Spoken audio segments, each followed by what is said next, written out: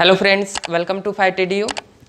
कैसे हो आप सब? बहुत बढ़िया होंगे। ओके, हम ठोस पढ़ रहे हैं और 12th क्लास का पहला लेसन है ठोस अवस्था, और उसके अंदर हमने ठोस का इंट्रोडक्शन पढ़ा था और वहाँ पे हमने नोट्स बनाए थे। ओके, आज भी हम नोट्स बनाएंगे। तो एक काम कीजिए, आप अपनी रफ कॉपी या फेयर कॉपी लेके आ जाइए। आप फेयर कॉपी बना लिए होंगे तो फेयर कॉपी लेके आ जाइए। जब ये वीडियो फिनिश होगा, समाप्त होगा, तो बेहतर नोट्स तैयार हो जाएगा। ओके, हम जब वीडियो देखते हैं तो वो 1-2 दिन तो याद रहता है, लेकिन वो हम बाद में भूल जाते हैं। इसलिए उस मैटर को स्थायी बनाने के लिए हम नोट्स बनाते हैं, ताकि हम वापस उस मैटर को देख सके, पढ़ सके, रिकॉल कर सके और हमें क्या हो सके, याद हो सके, और हम उसको एग्जाम में लिख सके। ओके, इसलिए हम नोट्स बनाते हैं। तो ले आइए फेयर कॉपी और हम एक बेहतर नोट्स बना लेंगे। ओके, चलो आज हमारा टॉपिक रहेगा ठोसों का वर्गीकरण। क्या रहेगा? ठोसों का वर्गीकरण। देखिए, अगर हम बात करें बोर्ड एग्जाम की तरफ, तो ठोसों का वर्गीकरण टॉपिक क्या है? इम्पोर्टेंट टॉपिक है। कैसा टॉपिक है? इम्पोर्टेंट टॉपिक है। यहाँ से क्वेश्चन आता है, बनता है यहाँ से क्वेश्चन। ओके, और यहाँ हम बात करें ठोस पदार्थ कितने प्रकार के होते हैं। ठोस पदार्थ 2 प्रकार का होता है। कितनी प्रकार का होता है? 2 प्रकार का। तो हम क्या कहेंगे? ठोस पदार्थ 2 प्रकार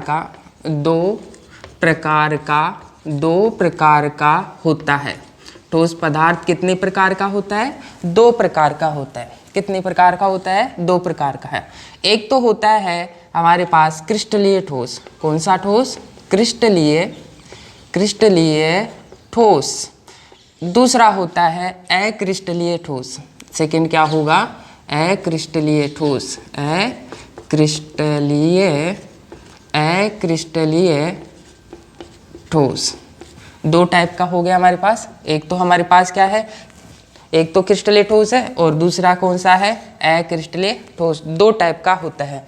देखिए, क्रिस्टलीय ठोस और अक्रिस्टलीय ठोस क्या होता है। हम सबसे पहले हम बात कर लेते हैं क्रिस्टलीय ठोस। वे ठोस पदार्थ जिनके अवयवी कणों का क्रम नियमित होता है, क्रिस्टलीय ठोस कहलाते हैं। देखिए, कोई भी जो ठोस होता है, पदार्थ होता है, अवयवी कणों से मिलकर बना होता है। यदि उनके अवयवी कणों का कोई निश्चित क्रम होता है तो वो किस प्रकार का ठोस कहलाएगा? क्रिस्टलीय ठोस कहलाएगा। जैसे मान लो कि हमारे पास क्या है? अवयवी कण ए कण और बी कणों से मिलकर बना है। तो ए के बाद में बी, बी के बाद में फिर से ए बी, इस प्रकार से क्रम चलता रहता है। तो वो क्रिस्टलीय ठोस के अंदर चला जाएगा। किस में जाएगा? क्रिस्टलीय ठोस। तो क्रिस्टलीय ठोस क्या है? वे ठोस पदार्थ जिनके अवयवी कणों का क्रम नियमित होता है, निश्चित होता है, क्रिस्टलीय ठोस कहलाते हैं। अब हम बात कर लेते हैं अक्रिस्टलीय ठोस क्या होते हैं। यहाँ पे हमारे पास जो अवयवी कण होंगे, उन अवयवी कणों का क्रम निश्चित नहीं होगा। तो हम फाइनली क्या कहेंगे? वे ठोस पदार्थ जिनके अवयवी कणों का क्रम नियमित नहीं होता है, अक्रिस्टलीय ठोस कहते हैं। तो हम यहाँ पे क्या कहेंगे? हम यहाँ पे कहेंगे वे ठोस पदार्थ, हम कहेंगे वे ठोस पदार्थ जिनके अवयवी कणों का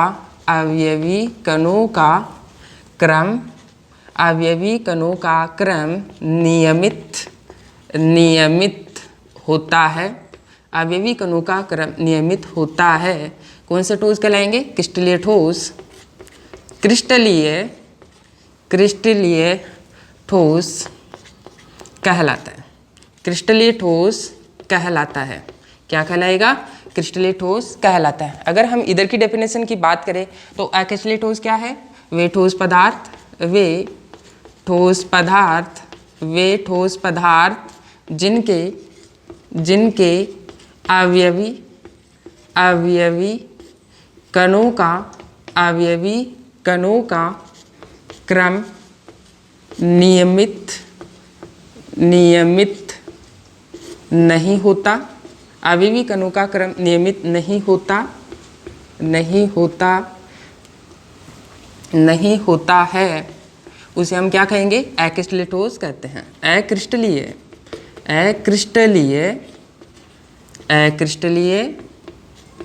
ठोस अक्रिस्टलीय ठोस कहलाता है। अक्रिस्टलीय ठोस कहलाता है।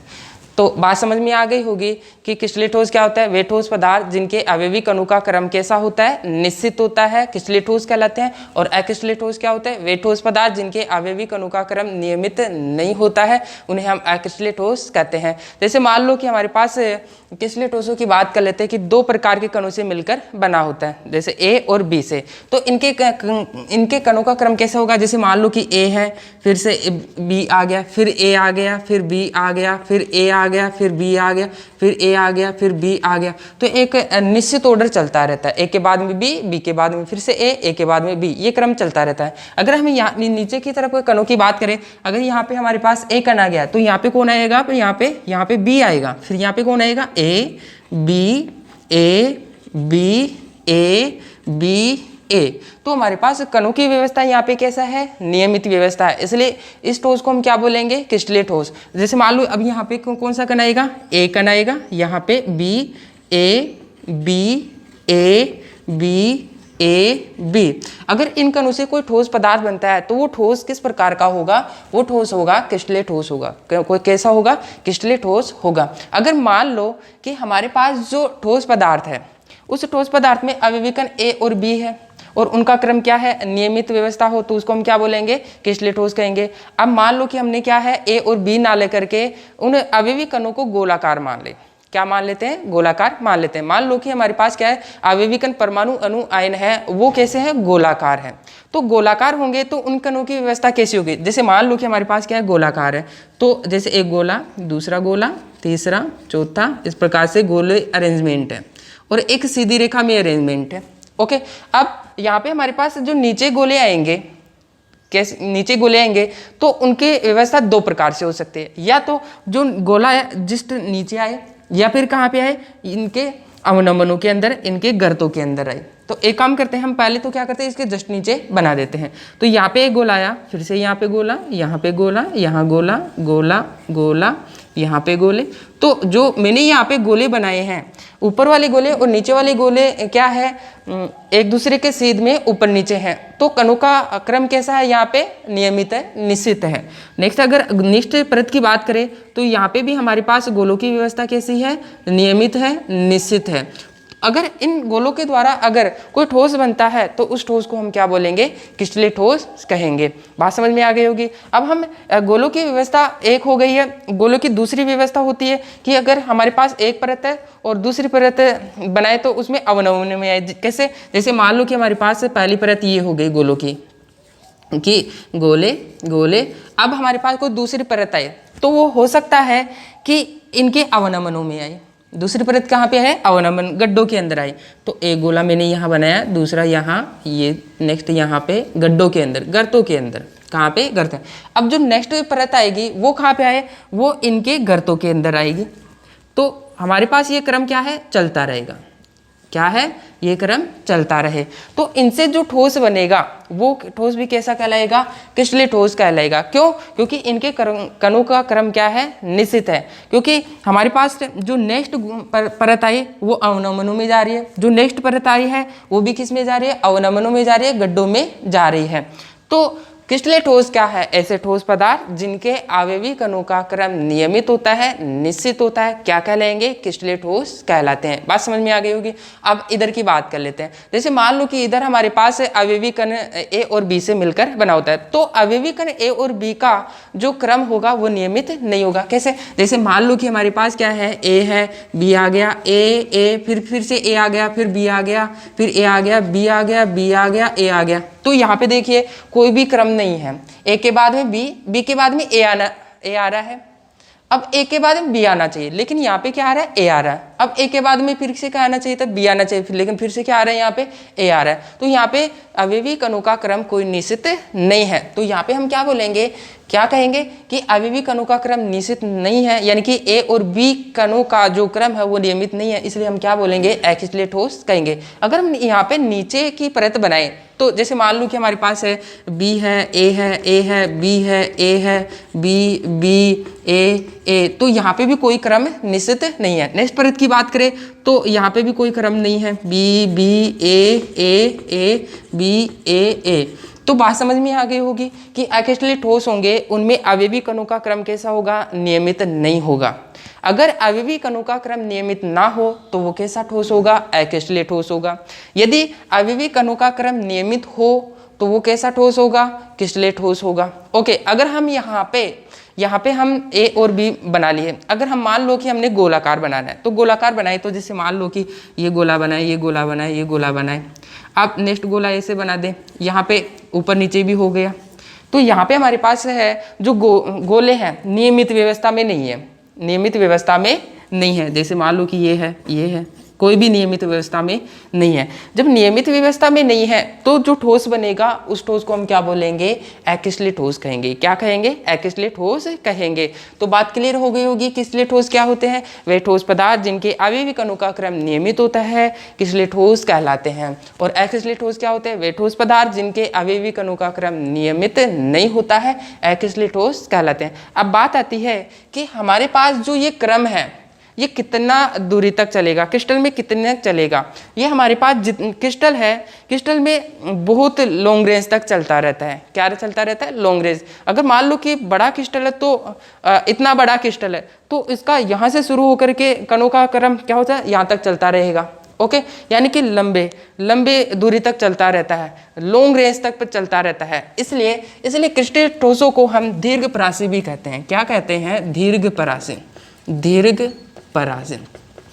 दीर्घपरासी। तो क्रिस्टलीय ठोस कैसे होते हैं, दीर्घपरासी होते हैं। अगर हम अक्रिस्टलीय ठोसों की बात करें तो ये कैसे होते हैं, लघुपरासी।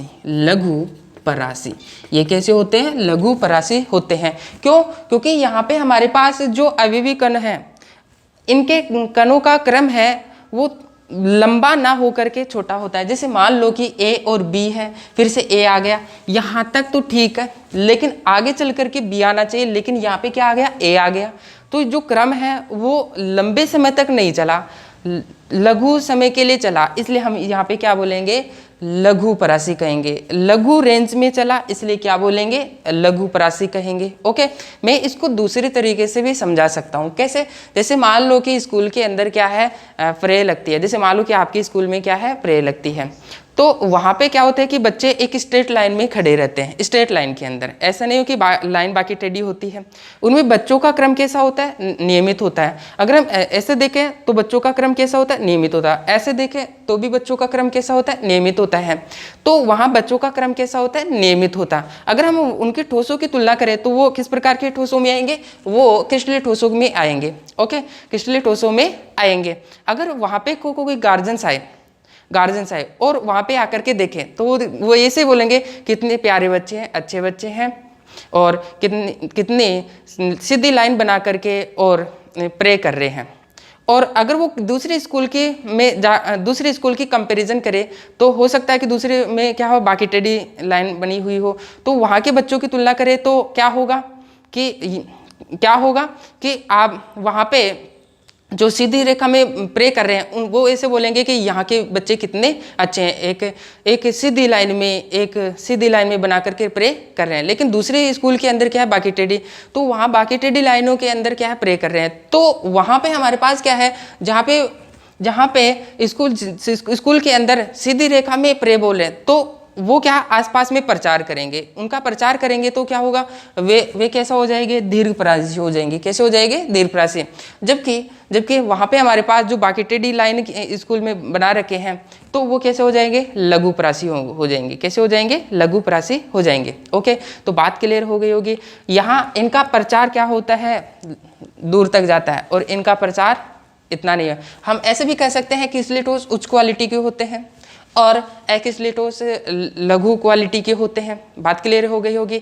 अब बात आती है कि हमारे पास क्रिस्टलीय ठोस कौन कौन से होते हैं। उदाहरण की बात कर लेते हैं कि हमारे पास उदाहरण कौन कौन से हो सकते हैं। देखिए, अगर हम बात करें क्रिस्टलीय ठोसों की, क्रिस्टलीय ठोस हमारे पास होते हैं, क्रिस्टलीय ठोस घर के अंदर नमक काम में लेते हैं। क्या नमक, चीनी, वो क्रिस्टलीय ठोस के उदाहरण है। एक तो हमारे पास क्या है, नमक। दूसरा एग्जाम्पल हमारे पास क्या है, चीनी, नमक के अंदर क्या पाया जाता है, आयोडीन। नेक्स्ट एग्जाम्पल हमारे पास क्या है, आयोडीन है। नेक्स्ट एग्जाम्पल क्या है, आयोडीन। इसके अलावा हमारे पास है हीरा। हीरा। हीरा भी किसके अंदर आता है? किसले ठोस के अंदर आता है। ओके, किसले ठोस के अंदर आता है। नेक्स्ट हमारे पास एग्जांपल है graphite.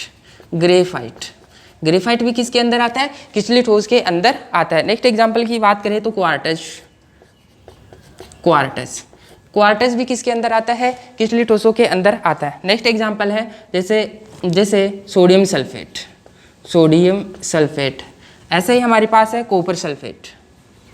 Copper sulphate, sodium sulphate, copper sulphate. ऐसे ही हमारे पास नेक्स्ट एग्जांपल कौन आएगा? Zinc sulphate.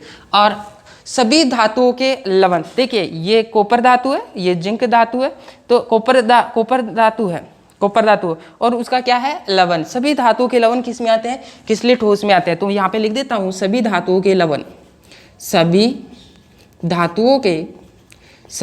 धातुओं के लवण, सभी धातुओं के लवण किसके अंदर आएंगे? किसले ठोस के अंदर आएंगे। अगर हम सोडियम सल्फेट की बात करें तो सोडियम क्या है? एक धातु है और इसका ये क्या है? लवण है। सभी धातुओं के लवण किसके अंदर आते हैं? किसले ठोस के अंदर आते हैं। आपने नाम से पता लग रहा है किसले ठोस मतलब क्रिस्टल होगा। कैसे? जैसे मान लो कि नमक है, नमक किसके अंदर आ रहा है? नमक किसले ठोस के अंदर आ रहा है। नमक क्या है? एक क्रिस्टल है। कैसे? जैसे मान लो कि नमक है, नमक को अगर उसको तोड़ते हैं, नमक को क्या करते हैं? उसको तोड़ते हैं तो एक छोटा क्रिस्टल हमें मिलता है, और जो छोटा क्रिस्टल होगा बड़े क्रिस्टल के समान ही होगा। ओके, तो इनके क्रम क्या होगा? नियमित होगा उसके अंदर। इनके नियमित क्रम होने की वजह से क्या होता है कि उसको तोड़ते हैं तो छोटा क्रिस्टल बड़े क्रिस्टल के समान प्राप्त होता है। तो इनकी ज्यामिति होती है वो नियमित होती है। कैसे होती है? नियमित होती है। अगर हम एक्रिस्टलीय ठोसों की बात करें, यहाँ पे एग्जाम्पल कौन कौन से हो सकते हैं? उदाहरण हम बात कर लेते हैं, इसके उदाहरण कौन कौन से हैं। उदाहरण देखिए, अगर हम इसके उदाहरणों की बात करें तो इसके उदाहरण है, जैसे मान लो कि हमारे पास है कांच, रबर और प्लास्टिक। कांच, रबर, प्लास्टिक। कांच, रबर, प्लास्टिक। देखिए, अगर हम किसले ठोसों को तोड़ते हैं तो तोड़ने के बाद में जो छोटा क्रिस्टल मिलेगा वो बड़े क्रिस्टल के समान ही होता है। ओके, और अगर हम एक्रिस्टलीय ठोसों की बात करें, जैसे हम बात करें प्लास्टिक की, प्लास्टिक को अगर हम तोड़ते हैं, उसको तोड़ते हैं तो क्या छोटा क्रिस्टल मिलता है? नहीं मिलता। ओके, दूसरी बात, यहाँ पे हमारे पास जो प्लास्टिक को तोड़ते हैं तो उसकी सतह कैसे होगी? तोड़ने के बाद में खुरदरी प्राप्त होती है। अगर हम यहाँ पे नमक या चीनी के क्रिस्टल को तोड़ते हैं, तोड़ने के बाद में हम देखेंगे कि जो उसकी सतह है वो कैसे होगी? चिकनी और सपाट मिलती है। एक अंतर ये भी होता है। अगर हम एक्रिस्टलीय ठोसों को तोड़ते हैं तो उनकी सतह कैसी होती है? खुरदरी होती है। जैसे अगर हम रबर की बात करें, रबर को आप काट के देखना, ब्लेड से काट के देखना और उसकी सतह को चेक करना कैसी होगी। आपको क्या होगा कि उसकी खुरदरी मिलेगी। ऐसा क्यों हुआ? ऐसा इसलिए होता है क्योंकि वहाँ पे उनके अवयवी कणों का क्रम नियमित नहीं होता है। इसलिए एक्रिस्टलीय ठोस को काटने के बाद में प्राप्त सतह कैसी होती है? खुरदरी होती है। जबकि क्रिस्टलीय ठोसों को हम अगर काटते हैं या पीटते हैं तो छोटा क्रिस्टल मिलेगा, तो प्राप्त सतह कैसी होगी? चिकनी और सपाट होती है। एक अंतर ये भी होता है। अगर हम इनकी बात करें नेक्स्ट एग्जाम्पल की, तो यहाँ पे हमारे पास टेफ्लॉन क्या होता है? एक बहुलक होता है। आप 10th क्लास के अंदर पढ़े थे। ओके, बहुलक होता है। जितने भी बहुलक होते हैं लगभग बहुलक किसके अंदर आते हैं? एक्रिस्टलीय ठोसों के अंदर आते हैं। किस में आएंगे? एक्रिस्टलीय ठोसों के अंदर आते हैं। अगर हम क्रिस्टलीय ठोसों की बात करें तो इसके अंदर लगभग सभी धातु के लवण आते हैं। इसमें क्या होंगे? लगभग सभी बहुलक आते हैं। बहुलक हमारे एक लेसन है, उस पूरा लेसन है, उसको हम डिटेल से पढ़ेंगे। ओके, तो आपको समझ में आ गया होगा कि हमारे पास क्रिस्टलीय ठोस क्या है और एक्रिस्टलीय ठोस क्या होते हैं। क्रिस्टलीय ठोस क्या होते हैं? वे ठोस पदार्थ जिनके आवेवी कणों का क्रम नियमित होता है, निश्चित होता है, क्रिस्टलीय ठोस कहलाते हैं। ये दीर्घप्रासी होते हैं। इनके उदाहरण क्या है? नमक, चीनी, आयोडीन, हीरा, graphite, quartz, sodium sulphate, copper sulphate, zinc sulphide, सभी धातु के लवण इसके अंदर आते हैं। एक्रिस्टलीय ठोसों की बात करें तो क्या होते हैं? वे ठोस पदार्थ जिनके आवेवी कणों का क्रम नियमित नहीं होता है, एक्रिस्टलीय ठोस कहलाते हैं। ये इनके कणों का क्रम नियमित नहीं होता है और ये लघुपरासी होते हैं। और इसके उदाहरण कौन कौन? कांच, रबर, प्लास्टिक, टेफ्लॉन, ये इनके क्या है? उदाहरण है। इसके अलावा हमारे पास इसके उदाहरण आते हैं सिलिका। एक एग्जाम्पल और आता है इसके अंदर, सिलिका। ओके, अब यहाँ पे ध्यान से सुनना कि एग्जाम के अंदर आपको कोई भी एग्जाम्पल दे सकता है। जैसे मान लो कि क्वार्टज आपको दे दिया जाए कि क्वार्टज किस प्रकार का ठोस है, तो आपको बताना पड़ेगा क्रिस्टलीय ठोस होगा। कैसा होगा? क्रिस्टलीय ठोस होगा। यहाँ पे केमिस्ट्री के अंदर छोटे छोटे क्वेश्चन पूछे जाते हैं। किस क्वेश्चन पूछे जाते हैं? छोटे छोटे क्वेश्चन पूछे जाते हैं। ऐसे पूछ लिया जाए कि सिलिका किस प्रकार का ठोस है, तो आप क्या बताओगे? सिलिका किस प्रकार का ठोस है? अक्रिस्टलीय ठोस होता है। ओके, एक काम कीजिए, आप इसका स्क्रीनशॉट लेकर के इसको नोट कर लीजिए, फिर हम आगे चलते हैं। हाँ देखिए, आप नोट कर चुके होंगे, हम आगे चलते हैं। हम क्रिस्टलीय ठोस और अक्रिस्टलीय ठोस पढ़ रहे हैं। यहाँ पे हमारे पास जो क्रिस्टलीय ठोस है, इनके अवयवी कणों का क्रम क्या है? नियमित होता है, निश्चित होता है, जबकि अक्रिस्टलीय ठोसों का क्रम कैसा होता है? अनिश्चित होता है। देखिए, तो हम यहाँ पे क्या कह सकते हैं कि क्रिस्टलीय ठोसों की ज्यामिति क्या होती है? निश्चित होती है। तो हम क्या बोलेंगे कि इनकी ज्यामिति निश्चित होती है। क्या लिखेंगे यहाँ पे? ज्यामिति निश्चित होती है। ज्यामिति कैसी होती है इनकी? निश्चित होती है। ओके, तो इधर हम क्या लिखेंगे? इनकी ज्यामिति निश्चित नहीं होती है। ज्यामिति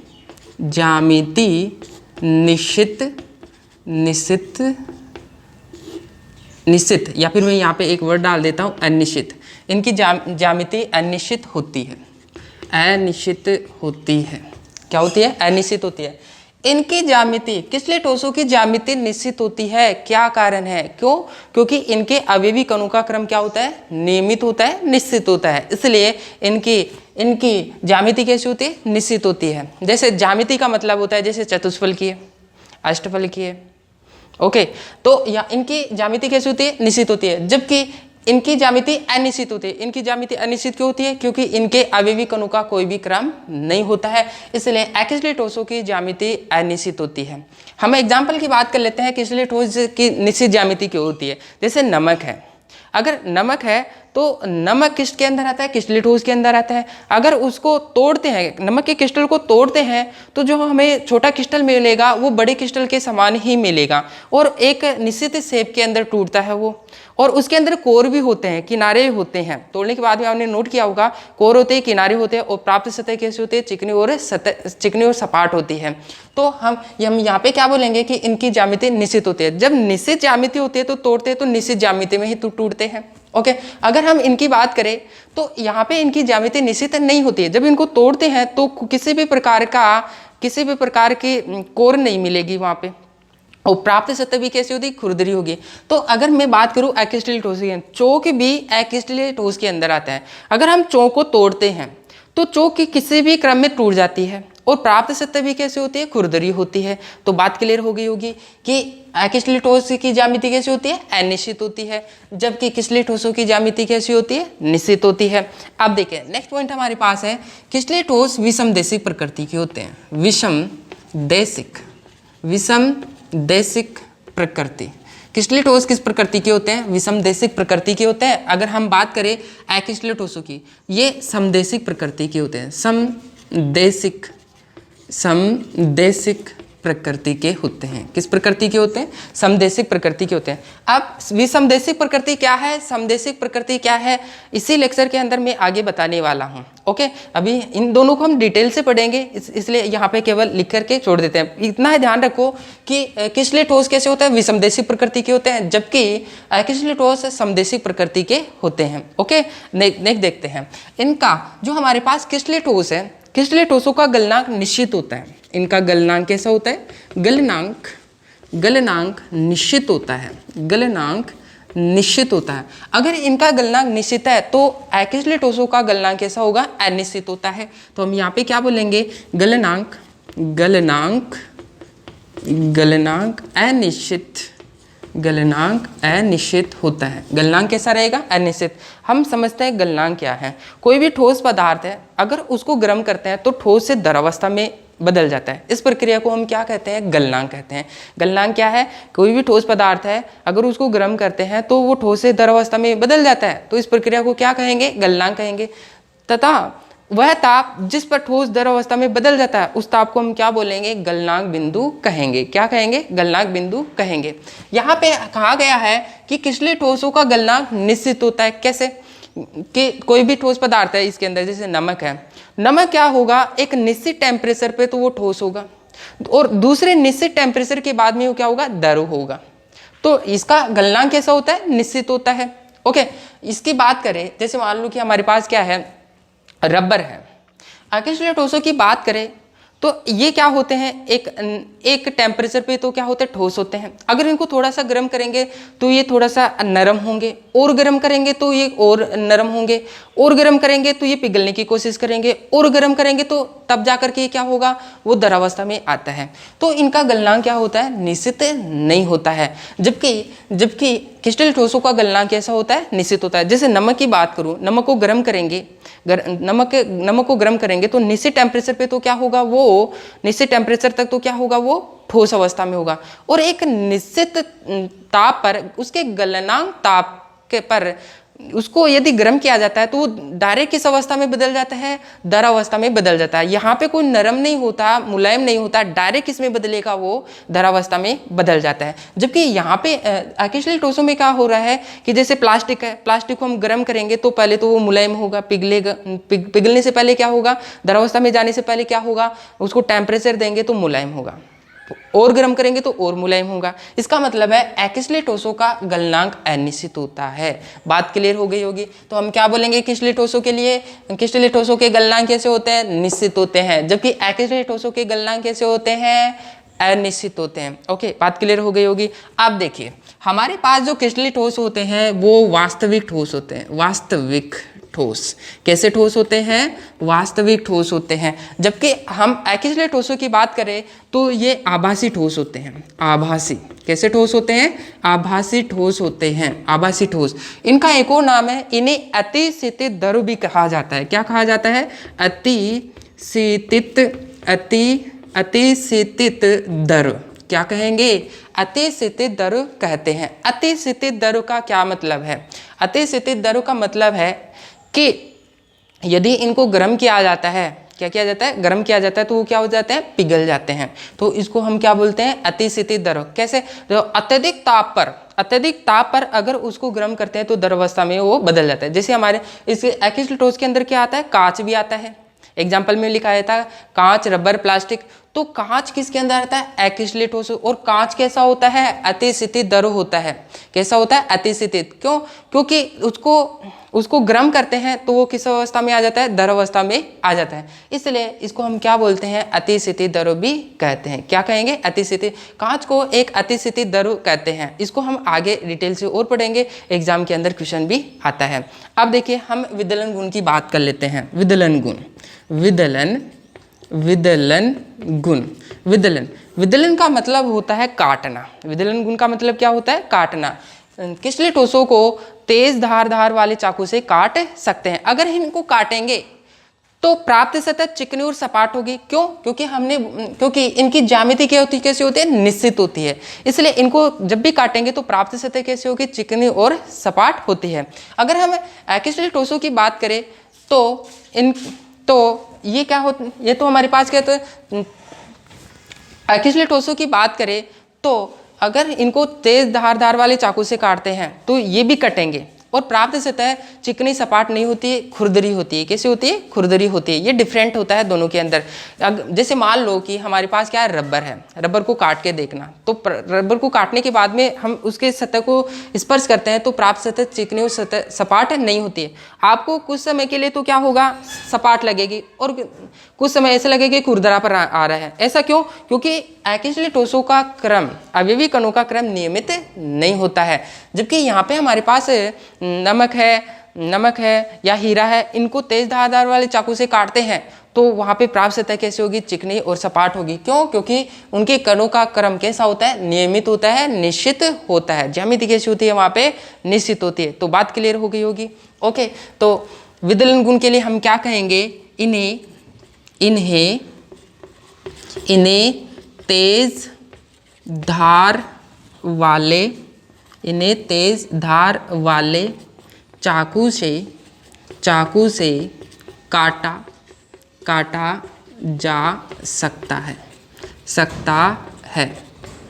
तथा प्राप्त सतह चिकनी व सपाट होती है। प्राप्त सतह कैसी होगी, प्राप्त सतह चिकनी व सपाट होगी। इधर हम विदलन गुण के लिए क्या बोलेंगे, विदलन गुण। इसके यहाँ पे हम क्या बोलेंगे, इन्हें भी तेज धार वाले चाकू से काटा जा सकता है तथा प्राप्त सतह खुरदरी होती है। तो हमने यहाँ पे ठोसों का वर्गीकरण पढ़ा। ठोस, हमारे पास ठोस पदार्थ कितने प्रकार के होते हैं, 2 प्रकार के होते हैं। एक तो हमारे पास कैसे हो, किसले ठोस, दूसरा कैसे होता है, अकिसले ठोस। किसले ठोस किन्हें कहेंगे, जिनके अवयवी कणों का क्रम कैसा होता है, नियमित होता है, किसले ठोस कहलाएंगे। अकिसले ठोस क्या होते हैं, जिनके अवयवी कणों का क्रम नियमित नहीं होता है, अकिसले ठोस कहलाते हैं। अगर हम किसले ठोस की बात करें तो ये दीर्घप्रासी होते हैं, और अकिसले ठोस कैसे होते हैं, लघुप्रासी होते हैं। किसले ठोसों की ज्यामिति निश्चित होती है और अकिसले ठोसों की ज्यामिति अनिश्चित होती है। ये विषमदेशिक प्रकृति के होते हैं और ये समदेशिक प्रकृति के होते हैं। किसले ठोस का गलनांक निश्चित होता है, अकिसले ठोसों का गलनांक अनिश्चित होता है। इन्हें हम वास्तविक ठोस भी कहते हैं और ये आभासी ठोस होते हैं, इन्हें अतिस्थिति द्रव भी कहते हैं। विदलन गुण की बात करें तो दोनों ही तेज धार वाले चाकू से काटा जा सकता है, लेकिन किसले ठोस की प्राप्त सतह चिकनी और सपाट होती है, जबकि अकिसले ठोस की प्राप्त काटने के बाद में प्राप्त सतह खुरदरी प्राप्त होती है। अगर हम किसले ठोसों के एग्जाम्पल की बात करें तो नमक है, चीनी है, आयोडीन है, कॉपर सल्फेट है, नीला तोता है, सभी धातु के लवण इसके अंदर आते हैं। अगर हम अकिसले ठोसों की बात करें तो कांच, रबर, प्लास्टिक और बहुलक होते हैं जैसे टेफ्लॉन, वो इसके अंदर आते हैं। तो आपको ठोस पदार्थ का वर्गीकरण समझ में आ गया होगा कि ठोस पदार्थ कितने प्रकार के होते हैं, किसले ठोस और अकिसले ठोस। और एग्जाम के अंदर इनका अंतर भी पूछा जाता है कि किसले ठोस क्या होते हैं, अकिसले ठोस क्या होते हैं। किसले ठोस और अकिसले ठोसों में अंतर लिखिए, इस प्रकार का क्वेश्चन आता है। तो हम यहाँ पे क्वेश्चन भी लिख सकते हैं क्या कि किसले ठोस क्रिस्टलीय व क्रिस्टलीय तथा अक्रिस्टलीय ठोसों में अंतर लिखिए। ओके, और ये क्वेश्चन आता है बोर्ड एग्जाम के अंदर, ये क्या क्वेश्चन आता है, आता ही रहता है। इसलिए इसको आप अच्छे से याद कर लेने हैं ताकि जैसे एग्जाम में क्वेश्चन आए उसको हम लिख सकें। ओके, आप इसका स्क्रीनशॉट ले लीजिए और उसको नोट कर लीजिए, फिर हम आगे चलते हैं।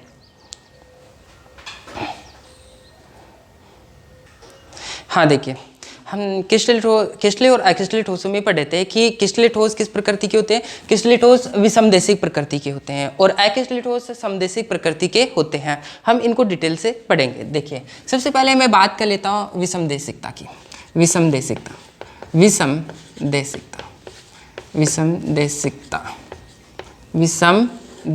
देखिए, विषमदेशिकता क्या है। विषमदेशिकता किन में पाई जाती है, किसले ठोसों में विषमदेशिकता पाई जाती है। किन में पाई जाती है, क्रिस्टलीय ठोसों में विषमदेशिकता क्रिस्टलीय ठोसों में विषमदेशिकता पाई जाती है।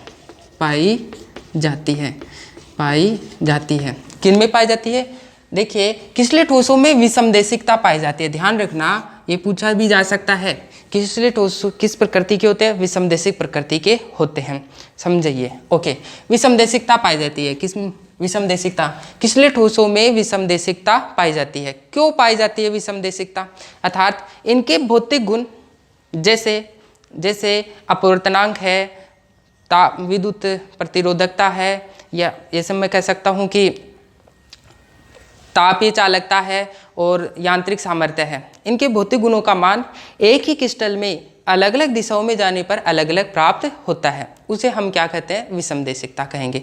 मैं फिर से रिपीट कर रहा हूँ, क्रिस्टलीय ठोसों में विषमदेशिकता पाई जाती है। क्यों, क्योंकि इनके भौतिक गुणों का मान अलग अलग दिशाओं में जाने पर अलग अलग प्राप्त होता है। अब इनके भौतिक गुण कौन कौन से होते हैं, विद्युत चालकता है, तापीय विद्युत चालकता है, ऐसे तापीय चालकता है, विद्युत प्रतिरोधकता है, यांत्रिक सामर्थ्य है। इनके जो गुण है, ये भौतिक गुण है, एक ही क्रिस्टल में अलग अलग दिशाओं में जाने पर अलग अलग प्राप्त होते हैं।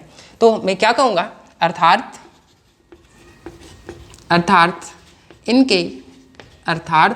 इनके भौतिक गुण, अर्थात इनके भौतिक गुणों जैसे कौन कौन से? अपवर्तनांक,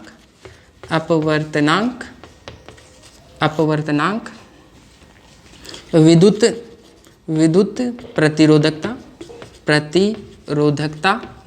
प्रतिरोधकता, ऐसे ही तापीय चालकता, यांत्रिक सामर्थ्य।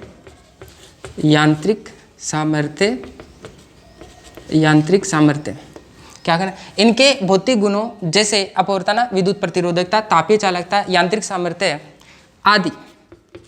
आदि का मान एक ही क्रिस्टल में भिन्न दिशा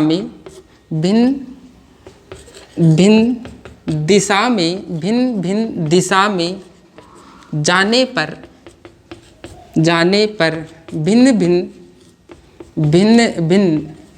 प्राप्त होते हैं। अगर कोई भी ठोस पदार्थ है, यदि उनके सभी दिशाओं में जाने पर भौतिक गुणों का मान अलग अलग प्राप्त होता है, अलग अलग दिशाओं में जाने पर भौतिक गुणों का मान अलग अलग प्राप्त होता है, तो वो विषमदेशिक प्रकृति का होता है और इस गुण को ही विषमदेशिकता कहते हैं। इस गुण को क्या कहेंगे? इस गुण को ही विषमदेशिकता कहते हैं। विषमदेशिकता कहते हैं। क्या कहेंगे? विषमदेशिकता कहते हैं। चलो समझ लेते हैं। यहाँ पे हमारे पास क्या है कि विषमदेशिकता किन में पाई जाती है? विषमदेशिकता क्रिस्टलीय ठोसों में पाई जाती है। किन में पाई जाती है? क्रिस्टलीय। और क्रिस्टलीय ठोसों में आवेवी कणों का क्रम कैसा होता है? नियमित होता है, निश्चित होता है। जैसे मान लो कि हमारे पास क्रिस्टलीय ठोस है, वो एक तो गोले से मिलकर बना है और एक बिंदु से मिलकर बना है। तो मैं बना नहीं जा रहा हूँ। देखिए, एक तो गोला है, फिर हमारे पास क्या आ गया? बिंदु आ गया, फिर से गोला आ गया, फिर बिंदु आ गया, फिर से गोला आ गया, फिर हमारे पास क्या आ गया? बिंदु आ गया, फिर से क्या आ गया? गोला आ गया। तो एक नियमित क्रम है यहाँ पे। दूसरा हमारे पास क्या है? अगर यहाँ पे गोला आ चुका है तो यहाँ पे क्या आएगा? हमारे पास यहाँ पे क्या आएगा? जैसे गोला है, गोला है, गोला है, गोला है, गोला है। ओके, यहाँ पे बिंदु है तो यहाँ पे कौन आएगा? बिंदु, बिंदु, बिंदु, बिंदु। यहाँ पे गोले हैं तो यहाँ पे कौन आएगा? गोला, गोला, गोला, गोला। यहाँ पे बिंदु है तो कौन आएगा? बिंदु, बिंदु, बिंदु, बिंदु। यहाँ पे गोला है तो कौन आएगा? गोला, गोला, गोला, गोला। यहाँ बिंदु है तो कौन आएगा?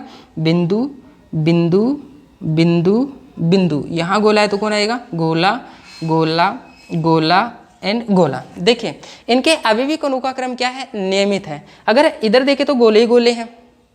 ओके, इसमें देखें तो बिंदु ही बिंदु है। एक बार गोले, एक बार बिंदु, एक बार गोले, एक बार बिंदु। तो आवेवी कणों का क्रम कैसा है? नियमित है। इसलिए क्या बोलेंगे? इसलिए हम बोलेंगे क्रिस्टलीय ठोस। और क्रिस्टलीय ठोस किस प्रकृति के होते हैं? विषमदेशिक प्रकृति के होते हैं। किस प्रकृति के होते हैं? विषमदेशिक प्रकृति के होते हैं। क्यों? क्योंकि इनके भौतिक गुण सभी दिशाओं में जाने पर अलग अलग प्राप्त होता है। जैसे मान लो कि मैं इस क्रिस्टल में यहाँ से इधर जा रहा हूँ, इसके डायरेक्शन हमारे पास क्या है? ए से लेकर के बी है। तो इसके भौतिक गुणों का मान एक किसके कारण आएगा? इन गोलों के कारण, और दूसरा बिंदु के कारण होगा। तो यहाँ इनके भौतिक गुण क्या होंगे? एक अलग ही आएगा। अगर हम इसी क्रिस्टल की बात करें तो इसी क्रिस्टल के अंदर मैं दूसरी डायरेक्शन सेलेक्ट करता हूँ। जैसे मान लो कि हमारे पास क्या है? ये वाली डायरेक्शन ले लेते हैं। इस डायरेक्शन के अंदर हमारे पास यूँ देखिए, इस डायरेक्शन में देखिए चले गए। जैसे ये तो हमारे पास क्या है? ये सी है और ये हमारे पास क्या है? डी है। अब देखिए, इसमें तो हमारे पास क्या है कि इस रेखा के एक तरफ तो गोले आ रहे थे और एक तरफ क्या आ रहे थे? बिंदु आ रहे थे। तो आवेवी कणों का क्रम क्या है? यहाँ पे क्या है? एक तरफ तो गोले और एक तरफ क्या है? बिंदु। तो इस व्यवस्था के कारण जो भौतिक गुणों का मान है वो हमारे पास क्या होगा? अलग आएगा। दूसरा हमारे पास क्या होगा कि यहाँ पे हमारे पास यहाँ से यहाँ तक जा रहे हैं तो गोला बिंदु, गोला बिंदु। यहाँ पे देखिए बिंदु गोला इस तरीके से आ रहे हैं। तो यहाँ भौतिक गुणों का मान क्या होगा, अलग होगा। यहाँ का भौतिक गुण अलग होगा, यहाँ का भौतिक गुण अलग होगा। ऐसा क्यों हुआ? ऐसा इनके अवयवी कणों की व्यवस्था बदलने के कारण हुआ। अगर आपसे पूछा जाए कि भौतिक गुण बदल जाते हैं, इसका क्या कारण है? क्रिस्टल में अवयवी कणों की व्यवस्था बदलने के कारण क्या हो, भौतिक गुण क्या हो जाते हैं, बदल जाते हैं। ओके, तो हम क्या कहेंगे कि क्रिस्टलीय ठोसों में, क्रिस्टलीय ठोस के अंदर किसी भी दिशा में जाने पर उनके भौतिक गुणों का मान अलग अलग प्राप्त होता है। ओके, अब मैं बात कर लेता हूँ। जैसे मान लो कि हमारे पास क्रिस्टलीय ठोस होता है और ए और बी से मिलकर बना होता है। तो ए बी ए, ऐसे यहाँ पे कौन आएगा, बी ए बी, यहाँ पे कौन आएगा, ए बी ए। तो देखिए, अगर हम बात करें कि इस दिशा में जाने पर जो भौतिक गुणों का मान आएगा वो किन कणों के कारण आएगा, वो आएगा बी के कारण, ए के कारण, बी के कारण। तो मैं लिख देता हूँ यहाँ पे बी के कारण ए बी, तो इन कणों के कारण आएगा। अब जैसे एक और सेलेक्ट कर लेते हैं। जैसे मैं मान लो कि इस डायरेक्शन की बात कर लेता हूँ, तो यहाँ पे हमारे पास क्या है, यहाँ पे हमारे पास बी, इन बी कणों के कारण भौतिक गुण आएगा। नेक्स्ट बात कर लेते हैं। जैसे मान लो कि इस डायरेक्शन की बात करूँ, इस डायरेक्शन में हमारे पास ए आया है, ए आया। तो यहाँ पे देखिए, अगर इस क्रिस्टल में ऐसे जाते हैं तो कण कैसे है, बी है। तो इन कणों के कारण हमारे पास जो भौतिक गुण आएगा वो हमारे पास क्या होगा, कुछ आएगा। अगर हम इन कणों की बात करें तो बी है, इन बी कणों के कारण इससे डिफरेंट भौतिक गुण आएगा, क्योंकि अवयवी कण बदल चुके हैं। देख लीजिए, यहाँ पे बी है और यहाँ पे बी है। अगर हमारे पास बी का समान यहाँ पे मिलता है तो भौतिक गुण का मान क्या होता है, समान आता है। लेकिन डिफरेंट मिल रहे हैं, डिफरेंट मिलने की वजह से इनके भौतिक गुण का मान भी क्या हो जाता है, बदल जाता है। अगर हम बात करें यहाँ पे, तो यहाँ पे हमारे पास ए कणों के कारण भौतिक गुण का मान प्राप्त होता है। तो हम क्या बोलेंगे कि क्रिस्टलीय ठोसों में सभी दिशाओं में जाने पर उनके अवयवी कण बदल जाते हैं। अवयवी कण बदलने के कारण उनके भौतिक गुणों का मान अलग अलग प्राप्त होता है। इस गुण को ही हम क्या बोलते हैं, विषमदेशिकता कहते हैं। विषमदेशिकता क्रिस्टलीय ठोसों में पाई जाती है। तो आपको विषमदेशिकता समझ में आ गई होगी। विषमदेशिकता किन में पाई जाती है, विषमदेशिकता क्रिस्टलीय ठोसों में पाई जाती है। इसका मतलब क्या है कि क्रिस्टलीय ठोसों में सभी दिशाओं में जाने पर इनके भौतिक गुणों का मान अलग अलग प्राप्त होता है, जो कि हम इन डायग्राम के अंदर भी देखे हैं।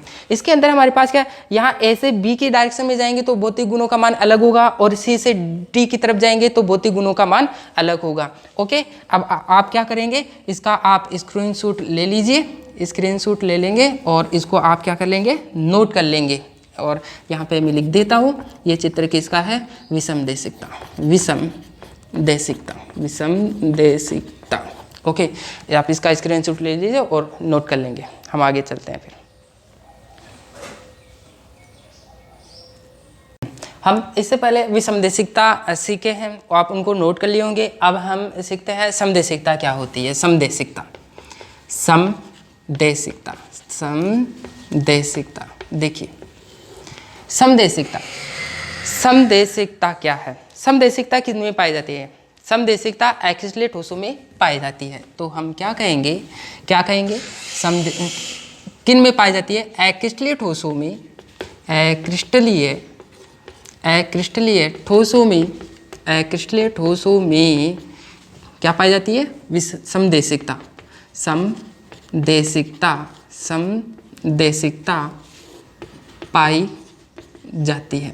समदेशिकता पाई जाती है। देखिए, क्रिस्टलीय ठोसों में विषमदेशिकता पाए गए थे और उनमें हमने बोला था कि भौतिक गुणों का मान एक ही क्रिस्टल में अलग अलग दिशाओं में जाने पर अलग अलग प्राप्त होता है। तो उसको तो हमने क्या बोला था, विषमदेशिकता। अब समदेशिकता क्या होगी, समदेशिकता क्या है कि अगर हम एक ही क्रिस्टल में अलग अलग दिशाओं में जाएंगे तो उनके भौतिक गुणों का मान समान प्राप्त होगा। इसे हम क्या बोलेंगे, समदेशिकता कहेंगे। क्या कहेंगे, समदेशिकता कहेंगे। तो हम क्या कहेंगे, अक्रिस्टलीय ठोसों में समदेशिकता पाई जाती है, अर्थात इनके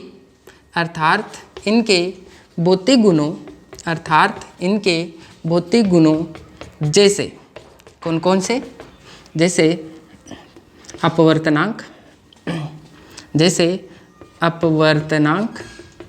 अपवर्तनांक, विद्युत प्रतिरोधकता, प्रतिरोधकता, विद्युत प्रतिरोधकता, तापीय चालकता, तापीय चालकता, यांत्रिक सामर्थ्य, यांत्रिक सामर्थ्य, यांत्रिक सामर्थ्य आदि का मान भिन्न भिन्न दिशा में जाने पर समान प्राप्त होते हैं, समान प्राप्त होते हैं। तो इसी गुण को हम क्या कहेंगे? तथा इसी गुण को क्या कहेंगे? समदेशिकता कहते हैं। समदेशिकता कहते हैं। समदेशिकता। देखिए हमारे पास जो अक्रिस्टलीय ठोस होते हैं, अक्रिस्टलीय ठोसों में उनके अवयवी कणों का क्रम नियमित नहीं होता है। अवयवी कणों का क्रम नियमित, जैसे मान लो कि हमारे पास क्या है, ए है, बी है, ए बी, कोई भी क्रम नियमित नहीं है यहाँ पे। नेक्स्ट पर अगर हम प्रत की बात करें तो बी ए कोई क्रम नहीं, निश्चित नहीं है। अगर एक प्रत और बनाए तो ए बी ए बी, इनके अवयवी कणों का कोई भी क्रम नहीं, निश्चित नहीं है। यदि ठोस में अवयवी कणों का क्रम नियमित नहीं होता है तो उसे हम अक्रिस्टलीय ठोस कहते हैं। अक्रिस्टलीय ठोसों के अंदर समदेशिकता पाई जाती है। क्या पाई जाती है? समदेशिकता पाई जाती है। मतलब इनके भौतिक गुणों का मान सभी दिशाओं में जाने पर इनके भौतिक गुणों का मान क्या होगा? अलग अलग प्राप्त होगा। जैसे मान लो कि हमारे पास क्या है कि अगर हम इस डायरेक्शन में जाएंगे तो इनके भौतिक गुणों का मान क्या होगा? इनके भौतिक गुणों का मान क्या होगा? लगभग समान प्राप्त होगा। अक्रिस्टलीय ठोसों में सभी दिशाओं में जाने पर इनके भौतिक गुणों का मान क्या होता है? समान प्राप्त होता है। जैसे मान लो कि अगर हम इस डायरेक्शन में जाएं तो इस डायरेक्शन में जाएंगे तो इनके भौतिक गुणों का मान क्या होगा? लगभग समान प्राप्त होगा। जैसे मान लो कि हमारे पास क्या है, इस डायरेक्शन में जाए तो भौतिक गुणों का मान लगभग समान प्राप्त होगा।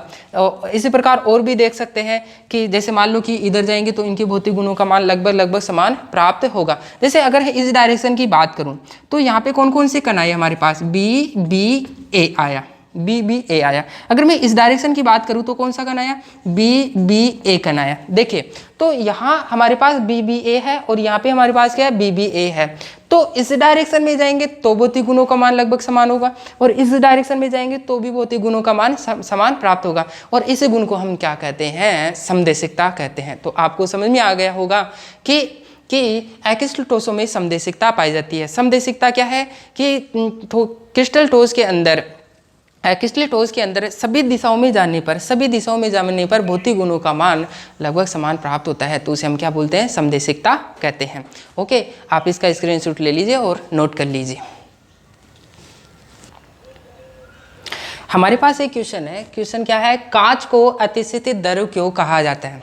हमने जब क्रिस्टलीय और अक्रिस्टलीय ठोसों को वर्गीकृत किया था तो वहाँ पे अक्रिस्टलीय ठोस में हमने ये कहा था कि अक्रिस्टलीय ठोसों को हम आभासी ठोस या अतिस्थितिज द्रव भी कहते हैं। ओके, तो हम यहाँ पे बात आती है कि हमारे पास जो कांच है, कांच को अतिस्थितिज द्रव क्यों कहा जाता है? या दूसरा है, पुरानी इमारतों के जड़े शीशे ऊपर से पतले तथा नीचे से मोटे हो जाते हैं क्यों?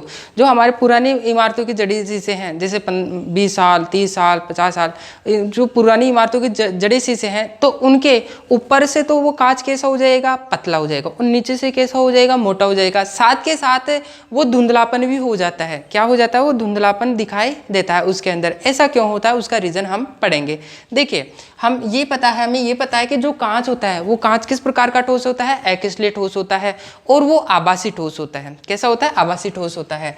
तो कांच एक उच्च श्यानता का आभासी अक्रिस्टलीय ठोस होता है जिसमें तापानुशीलता, देखिए तापानुशीलता क्या है? ताप ताप के कारण, तापानुशीलता क्या है, ताप के कारण, यानी कि ताप को ग्रहण करने की वजह से तापानुशीलता के कारण अत्यंत मंद गति से प्रवाहित होने लग जाता है। जो कांच के कण है, वो कांच के कण है, गर्मियों के दिनों में बहुत गर्मी पड़ती है, लू चलती है, तो उस ताप को ग्रहण करके तापानुशीलता के कारण वो क्या हो जाता है, उनके अवयवी कण होते हैं ऊपर से नीचे की ओर गति करने लग जाते हैं। जब उन अवयवी कण ऊपर से नीचे की ओर गति करेंगे तो कण ऊपर से नीचे चले जाएंगे, तो ऊपर तो कण क्या हो जाएंगे, कम हो जाएंगे, और नीचे कण क्या हो जाएंगे, ज्यादा बढ़ जाएंगे। तो नीचे का जो सतह वो कैसा हो जाएगा, मोटा हो जाएगा, और ऊपर का जो सतह वो कैसी हो जाएगी, पतली हो जाएगी। तो हम क्या कहेंगे कि कांच एक उच्च श्यानता का आभासी अक्रिस्टलीय ठोस होता है जिसमें तापानुशीलता के कारण अत्यंत मंद गति से प्रवाहित होने का गुण पाया जाता है। इसी कारण कांच को अतिस्थित द्रव कहा जाता है, यानी कि ज्यादा टेम्परेचर पे वो क्या हो जाता है कि उसमें बहने का गुण आने लग जाता है। तो और वो किस अवस्था में, अतिस्थित द्रव कहेंगे। ओके, जैसे उदाहरण है, पुरानी इमारतों के जड़े शीशों में तापानुशीलता के कारण कांच के कण नीचे की ओर प्रवाहित हो जाते हैं, और जिससे वे ऊपर से पतले और नीचे से क्या हो जाते हैं, मोटे हो जाते हैं। वो क्या हो जाते हैं, ऊपर से तो क्या हो जाते हैं, पतले हो जाते हैं। ऊपर से कैसे हो जाएंगे, ऊपर से तो क्या हो जाएंगे, पतले, और नीचे से कैसे हो जाएंगे, मोटे हो जाते हैं। क्या कारण है इसका, तापानुशीलता के कारण क्या उनके अवयवी कण क्या हो जाते हैं, ऊपर से नीचे की ओर गति करने लग जाते हैं। ये क्वेश्चन इंपॉर्टेंट है, ये एग्जाम के अंदर आ सकता है। आप इसका स्क्रीनशॉट लीजिए और इसको नोट कर लेंगे।